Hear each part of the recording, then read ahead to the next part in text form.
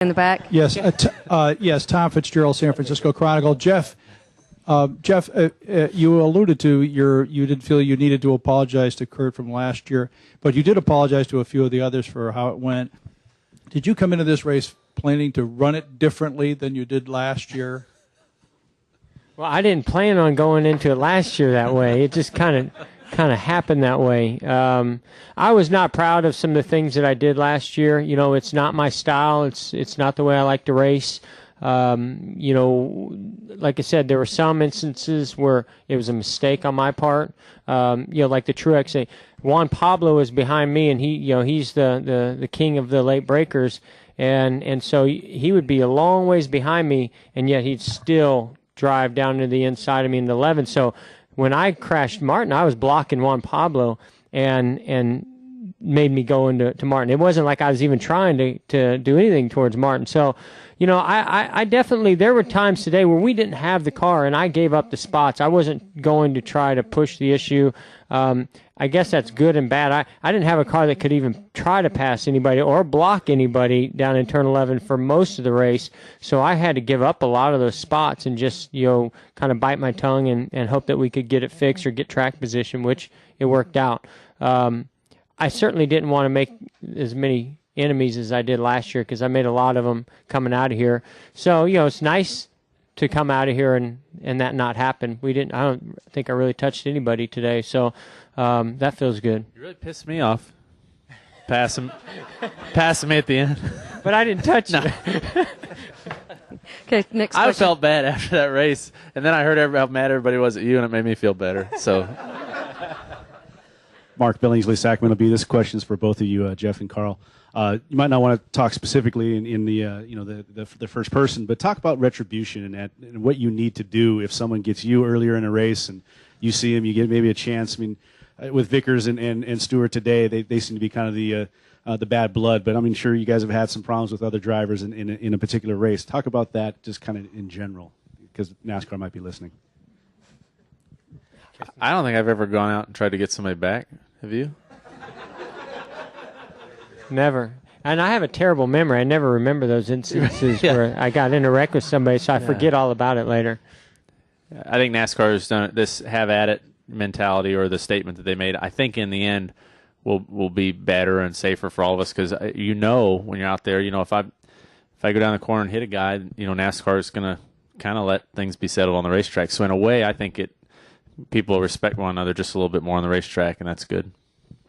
Yeah, the only thing you know, I'll say is if you're going to try to win a championship, you know, those types of situations are in my opinion, going to hinder you from doing that. You know, if you start getting into a battle with a guy, you know, especially if it's somebody that is not in the championship, in championship contention, you know, then what happens is you're not going to win. It's going to be a lose for you and everybody.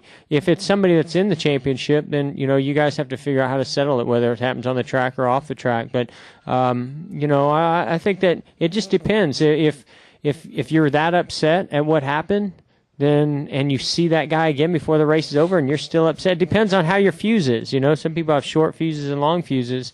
I've gotten into a battle with Tony Stewart before.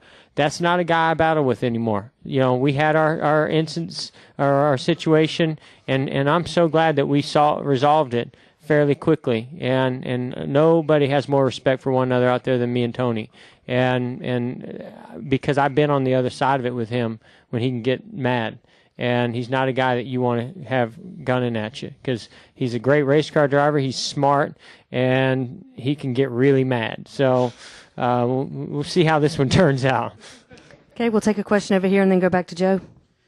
Jeff, Peter Fournier, Daily Republic. Does it ever get old winning in your neck of the woods, or being successful in your neck of the woods almost year after year?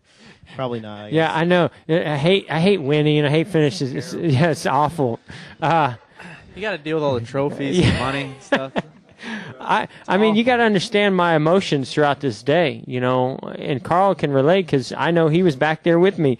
I mean, you know, I never thought for 1 second we were going to finish second today or anywhere in the top 10. So, you know, to come back and do what we did was incredible. I love coming out here. I just, for so many reasons. I mean, the family, the friends, but I love this track. It's a very challenging, but a fun track to drive, and it's a first road course of the season, so that's unique and different for us at this point in the season. I get to bring my family out here, and Ella's birthday, is this past week, so having a birthday party for her. And, I mean, there's just one thing after another. I have the wine that's out here, and, I mean, there's so many reasons I just love coming out here. And so, to me, it's only added pressure to try to do well on the racetrack. And I'm just shocked with all those distractions that we're actually been able to be as successful as we have. I mean, I was up at 4:30 in the morning 2 days this week coming into this weekend, and I was dead here on Friday.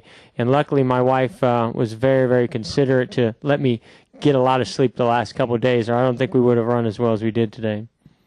Joe. Joe Medzer, NASCAR.com. I guess I have to change my question now. What were you doing up till 4:30? No, I was up at 4:30 with Leo. Gotcha. I know. No, seriously. That was 6 or 7 years ago. Yeah, I got you. So when you see, this is mainly for you, Jeff, but Carl, certainly weigh in if you want to, but when you see something like what went on with Vickers and Tony, and Tony's probably, Vickers may come back at him and vice versa, how aware of you are that while you're trying to run just your clean race, just trying to stay away from them, or do you just kind of block that out, or how do you handle that?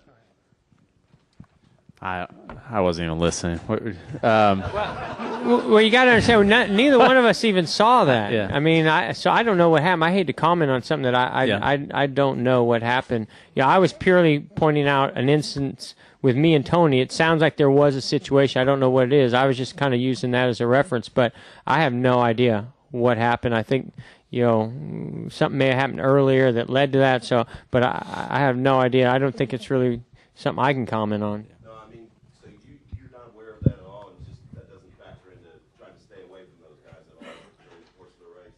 My spotter does a good job of letting me know who's mad at each other and stuff. Jason Hedleski's, he'll say, "Hey, watch these guys up here. They're about to wreck each other." But in general, I don't really, because you never know what happened. You don't know if it started a lap before or something. So it's hard to tell in real time who's mad at who and what's about to happen. Kelsey Olson, KSO. Jeff, your fans out here are pretty crazy. They just love you to death. How do they compare to fans around the country? Are they as enthusiastic? Well, you've got the really avid core fans that are kind of based back east or in the southwest east.